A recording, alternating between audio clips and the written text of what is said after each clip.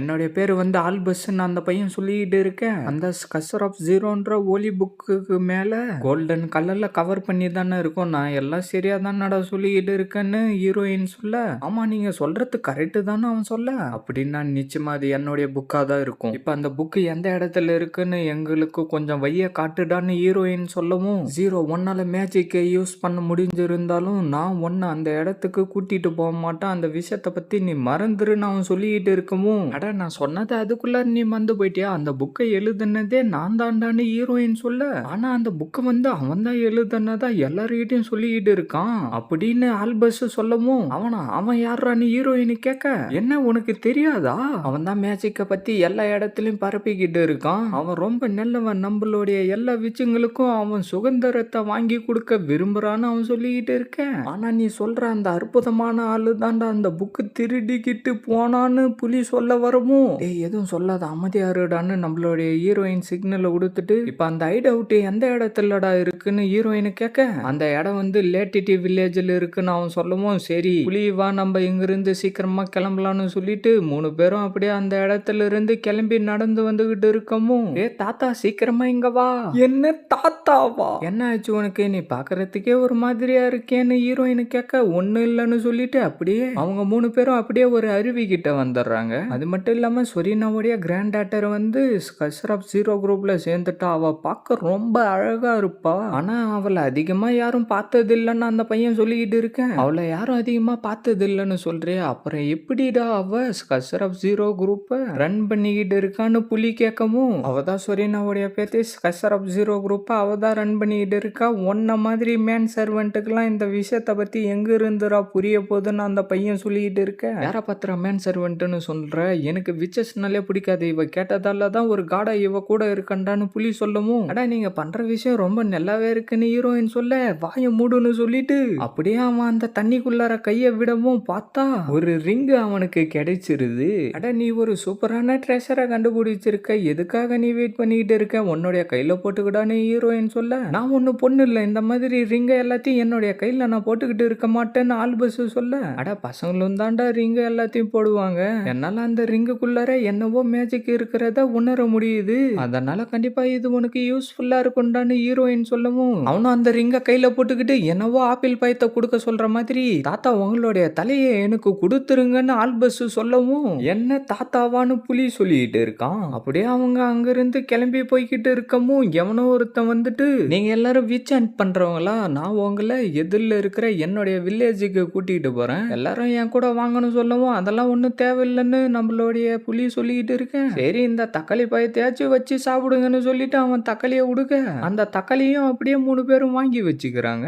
அப்படியே அவனும் அங்கிருந்து போவான். நம்மளுடைய ஆல்பஸ் என்னவோ பயத்தோடயே நடந்து வந்துகிட்டு இருக்கான். அப்படியே அவங்க அந்த வில்லேஜ் சைடு வரவும், நான் இதை வச்சு சூப்பு ரெடி பண்ண போறேன்னு ஹீரோயின் சொல்ல, அதெல்லாம் நீ இதை வச்சு பண்ணக்கூடாதுன்னு நம்மளுடைய புலி சொல்லிக்கிட்டு இருக்கான். பார்த்தா வீட்டுக்கு மேல இருந்தவன் அவங்க வரத்தை பார்த்துட்டு, நீங்க எல்லாரும் விச் ஹண்ட் பண்றவங்களா? அப்படின்னா வெளியில இருக்கிற வீட்டுல போயிட்டு நீங்க தங்கிக்கலாம் வாங்க, நான் அவங்கள அந்த இடத்துக்கு கூட்டிட்டு போறேன்னு சொல்லிட்டு அவங்க 3 பேரையும் கூட்டிக்கிட்டு போய்கிட்டு இருக்க, இந்த இடம் என்ன இப்படி இருக்குன்னு நம்மளுடைய புலி சொல்லவும், அந்த விச்சிங் எல்லாரும் சின்ன குழந்தைங்கள இருந்து பெரியவங்கள வரைக்கும் விடாம எல்லாரையும் சாவடிச்சுட்டாங்க. நாங்க எங்களுடைய வீட்டை திருப்பி கட்டிக்க முடியும், ஆனா எங்களுடைய மனசுல இருக்கிற காயத்தை எங்களால சரி பண்ண முடியாதுன்னு அந்த வில்லேஜ் சேர்ந்தவன் சொல்லிட்டு அப்படியே ஒரு வீட்டை கூட்டிக்கிட்டு வந்து காட்டவும், ஒரு பாட்டி வெளியில வந்துட்டு, என்னுடைய மோதிரத்தை காணும், அது எங்கேயோ தொலைஞ்சு போயிடுச்சு, நான் இப்ப என்ன பண்றதுன்னு சொல்லிக்கிட்டு இருக்கேன். நம்ம இப்ப சொரீனாக்கு என்னதான் பதில் சொல்ல போறோமோ தெரியலன்னு அங்க இருக்கிற ஏதோ ஒரு லேடி சொல்லிக்கிட்டு இருக்கவும், நீங்க எல்லாரும் என்ன வில்லேஜோடைய ரூல்ஸை மீறலாம் நினைச்சுக்கிட்டு இருக்கீங்களா? அந்த துரோகி சொரீனாவை பத்தி பேசக்கூடாதுன்னு தானே நான் உங்ககிட்ட சொல்லியிருக்கேன்னு அவன் சொல்லிக்கிட்டு இருக்க, நம்ம ஆல்பஸ் அதை கேட்டு பயங்கரமா கடுப்பாயிட்டு, இந்த ரிங்கான்னு சொல்ல வரவும், அங்க பாத்தீங்களா அது பாட்டியோடைய ரிங்குன்னு அவன் சொல்லவும், உனக்கு எவ்வளவு தைரியம் இருக்குண்டான்னு வில்லேஜை சேர்ந்தவன் சொல்லிக்கிட்டு இருக்கேன். அட நீங்க தப்பா புரிஞ்சுக்கிட்டு இருக்கீங்க, நாங்க எதுவும் பண்ணல, அவனை விட்டுருங்க அப்படின்னு ஹீரோயின் சொல்லவும், நான் தான் இந்த வில்லேஜை பாதுகாப்பா பாத்துக்கணும், அதனால நான் உங்களை சும்மா விட மாட்டேன் அப்படின்னு அந்த வில்லேஜை சேர்ந்தவன் சொல்லிக்கிட்டு இருக்கேன். அட நாங்க எதுக்காக இங்க வந்துட்டு அந்த ரிங்க போய் திருட போறோம்? அங்க பாத்தீங்களா நீங்க அந்த தக்காளியை கூட எங்க இருந்தோ திருடிக்கிட்டு தான் வந்திருப்பீங்க போல தெரியுது, உங்களாலலாம் எப்படி அதை போயிட்டு மார்க்கெட்ல வாங்க முடியும்னு அவன் சொல்லிக்கிட்டு இருக்க, வழியில வரப்ப எங்களுக்கு ஒரு ஆளு தாண்டா அந்த தக்காளியை கொடுத்தாரு, மோதிரத்தை திருடுன்னு உங்களை மாதிரி ஆளுங்க சொல்றத நாங்க எப்படிடா நம்ப முடியும்னு அவன் சொல்ல, உங்களை மாதிரி திருட்டு பசங்களை சும்மா விட மாட்டோம்டான்னு வில்லேஜை சேர்ந்த ஆளுங்க சொல்லிக்கிட்டு இருக்க, எல்லாரும் கொஞ்ச நேரத்துக்கு அமைதியா இருங்கடா, சொரீனாவை பத்தி இதுக்கப்புறம் எதுவும் பேசாதீங்கடா.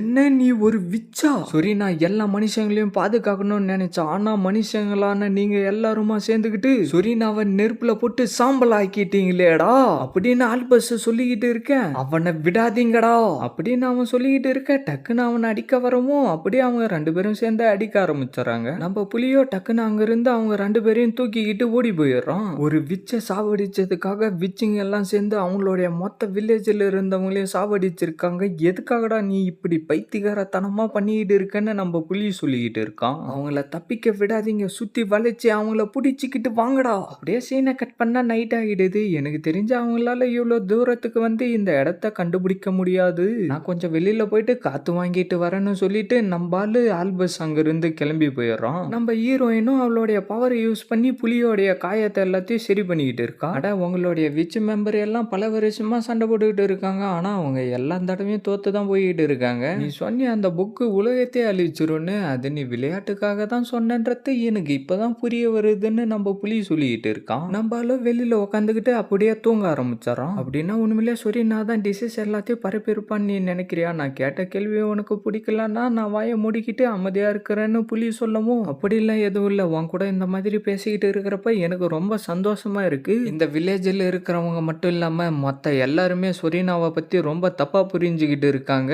அது மட்டும் இல்லாம அந்த பையன் சொரீனாவை பத்தி பேசுறப்ப ரொம்ப கோவப்படுறான். என்ன விஷயம்ன்றது நம்மளுக்கு சரியா தெரியலன்னு ஹீரோயின் சொல்லிக்கிட்டு இருக்க, வெளியில எல்லாம் ரொம்ப அமைதியா இருக்குன்னு ஆல்பஸ் வந்து சொல்ல, அமைதியா இருடா அவங்க எல்லாரும் வந்துட்டாங்க போல இருக்குன்னு நம்ம புலி அவனுடைய சென்ஸை யூஸ் பண்ணி சொல்லவும், பார்த்தா அந்த இடத்துக்கு வில்லேஜை சேர்ந்த எல்லாரும் வந்து நின்றுகிட்டு இருக்கானுங்க.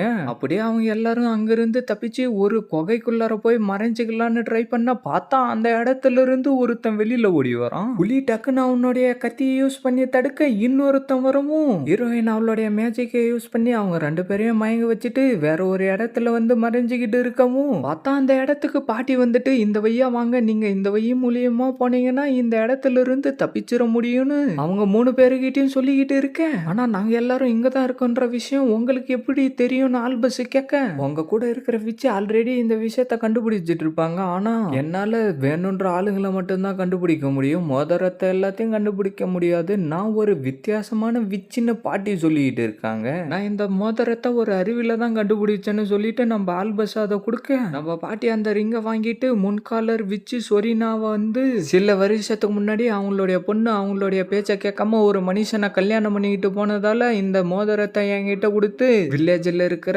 மக்களுங்க எல்லாரையும் வந்து விச் அண்டஸ் சாவடிச்சாலும் நீ இந்த ரிங்கை பத்தி யார்கிட்டையும் எதுவும் சொல்லக்கூடாது, நீ தான் மற்றவங்க எல்லாரையும் பாதுகாப்பா பார்த்துக்கணும், கடைசி வரைக்கும் அவங்க ரொம்ப நல்ல விச்சா இருந்து இறந்து போயிட்டாங்கன்னு பாட்டி சொல்லிக்கிட்டு இருக்காங்க. இதுக்கு முன்னாடி எல்லாம் விச்சஸை பத்தி நீ என்ன சொல்லிக்கிட்டு இருந்த, இதுக்கப்புறம் நீ இப்ப என்ன சொல்றன்னு நம்மளுடைய ஆல்பஸ் கேட்க, ஒரு நல்ல விச்சா அவங்க இழந்துட்டாங்க, இதுக்கு முன்னாடி நான் உங்ககிட்ட அப்படி பேசினதுக்கு நான் மன்னிப்பு கேட்டுக்கிறேன்டான்னு நம்ம புலி சொல்லிக்கிட்டு இருக்கவும், எனக்கு தாராள மனசு, அதனால நான் உன்னை மன்னிச்சிடறேன்டான்னு நம்ம ஆல்பஸ் சொல்றோம். அப்படியே அவங்களும் அந்த இடத்துல இருந்து கிளம்பி போய்கிட்டு இருக்கவும், கண்டிப்பா மனுஷங்களும் விச்சஸும் ஒன்னா சந்தோஷமா வாழற மாதிரி இந்த ஊரை நான் மாத்துவேன்னு ஆல்பஸ் அவனுக்கு உள்ளாரே சொல்லிக்கிட்டு இருக்கான். இதோட இந்த எபிசோட் முடியுது ஃப்ரெண்ட்ஸ்.